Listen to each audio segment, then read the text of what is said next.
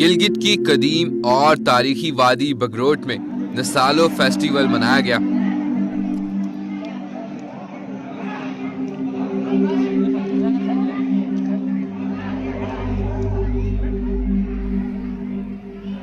सर्दियों की आमद के साथ ही ये फेस्टिवल का आगाज हो जाता है। फेस्टिवल में पूरे गांव और दीगर इलाकों से भी अवाम खुसूसी शिरकत करते हैं।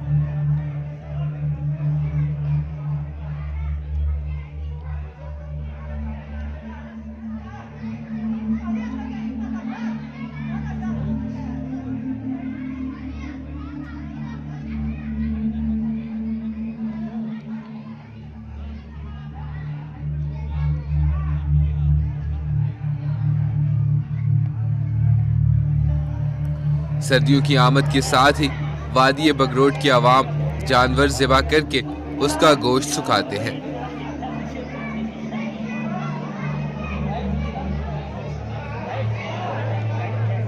जश्न नसालो प्रोग्राम 12 और 15 दिसंबर के दरमियान मनाया जा रहा है। यह रस्म इसलिए मनाया जा रहा है कि इससे पहले हमारे आबा व अजदाद ये रस्म मना रहे थे, लेकिन उस वक्त media, social media, international media नहीं थी। और हमें ये तवक्कुआ थे कि जो मीडिया के नुमाइंदे हमारे पास आ रहे हैं, हमारे इस ट्रेडिशनल सकाफ़त को इंटरनेशनल लेवल पे उजागर करें। सबसे पहला फ़ायदा ये होगा। इसके अंदर मुख्तलिफ़ कैटेगरी होती थी। 10 दिसंबर से ये प्रोग्राम शुरू होता है। जश्न नसालो प्रोग्राम 12 दिसंबर को हो रहा है। पहले जरी गजरो होता था, इसके बाद दुमखा होती है, इसके बाद शाप होती है। इस तरह ये प्रोग्राम जाके 20 दिसंबर तक ये जारी होते और 20 दिसंबर पे ये अख्तिताम होते। ये है मुख्तसर नसालो प्रोग्राम की तारीख। ये वादी बगरोट में आप लोग इसको बार बार रिवाइव क्यों कर रहे हो? ये रिवाइव हम इसलिए कर रहे हैं कि हम अपने आबा व अजदाद की तारीख ज़िंदा कर रहे हैं। अगर ये नहीं किया तो हमारी तारीख जो है दब जाएगी। सख्त सर्दी में इस जानवर का गोश्त 4 माह तक इस्तेमाल किया जाता है। मकामी ज़बान में इस रस्म को नसालो फेस्टिवल कहा जाता है।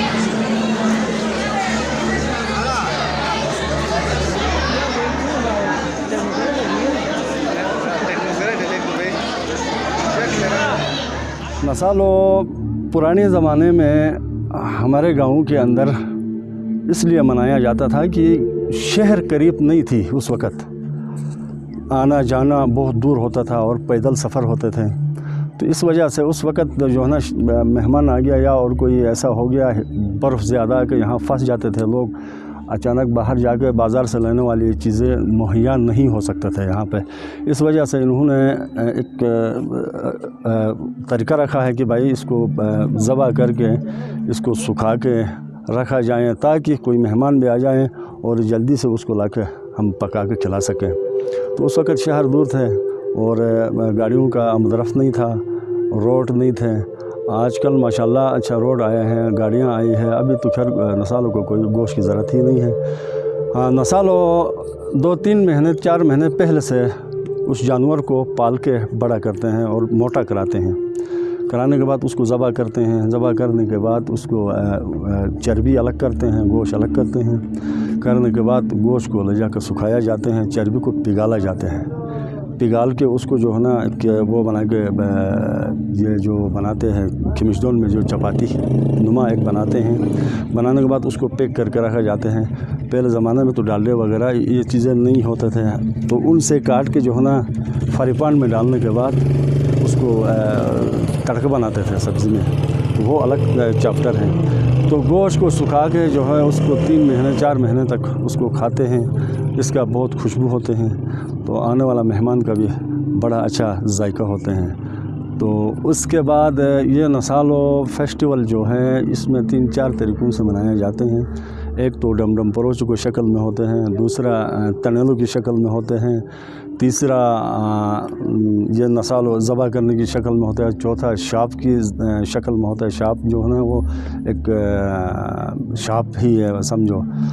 तो इस वह उस पर 4 तरीक़ों से ये मनाया जाता है। तनेलो का मतलब ये है कि आग जलाने के बाद ले जाकर किसी जगह होता था उसी जगह में फेंकते थे।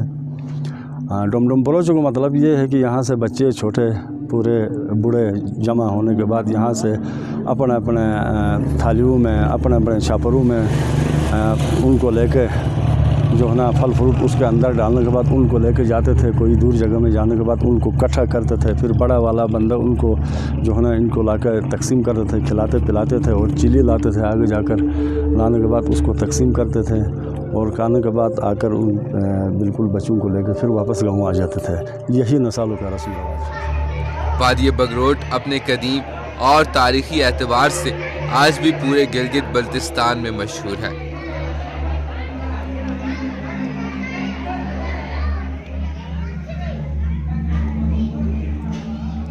यहाँ के लोग सदियों पुरानी रस्म आज भी जोरों शोर के साथ मनाते हैं।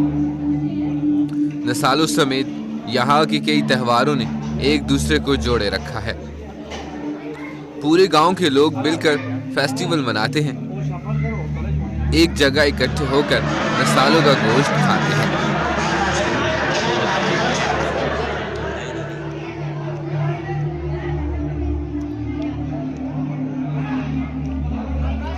मुल्क की खुशहाली और सलामती की दुआएं करते हैं। बुजुर्ग इस त्यौहार को बरकत के लिए नेक शुगून करार देते हैं।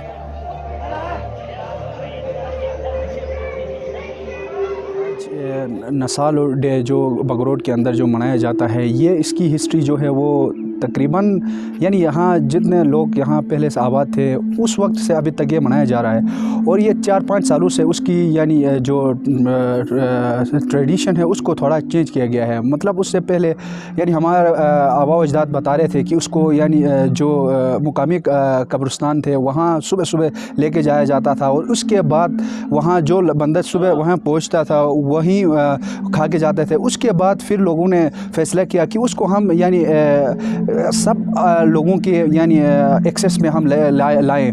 इसके बाद फिर ये इमामबाड़े पे या यहाँ बयाग कहा जाता है वहाँ पे लाया जाता है और उससे लाया जाता है ताकि लोग क्या है सारे ज़्यादा से ज़्यादा लोग उससे इस्तेफ़ादा हासिल करें और देख सके।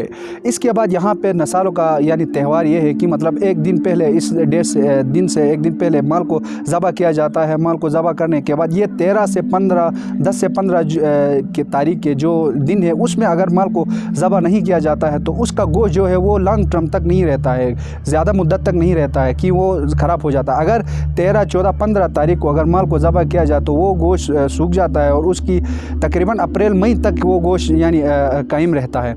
इसके साथ साथ यानी ये जो त्यौहार है उसमें मुआल कहा जाता है। सुबह सुबह जहाँ आपने देखा कि यहाँ लेके आते हैं उसको मुआल इसलिए कहा जाता है। उससे पहले हमारे आबा अजदाद ने नाम रखा है कि जो लोग मर जाते हैं उनके नाम पे ये लेके आते हैं कि हम उनकी याद में उनकी एहसाल सवाब के लिए यहाँ पे फातिहा खानी होती है और उनको याद मनाया जाता है। इसी तरह से एक त्यौहार है और ये त्यौहार है आगे हम चाहते हैं कि नस्ल तक वो यानी बरकरार रह सके।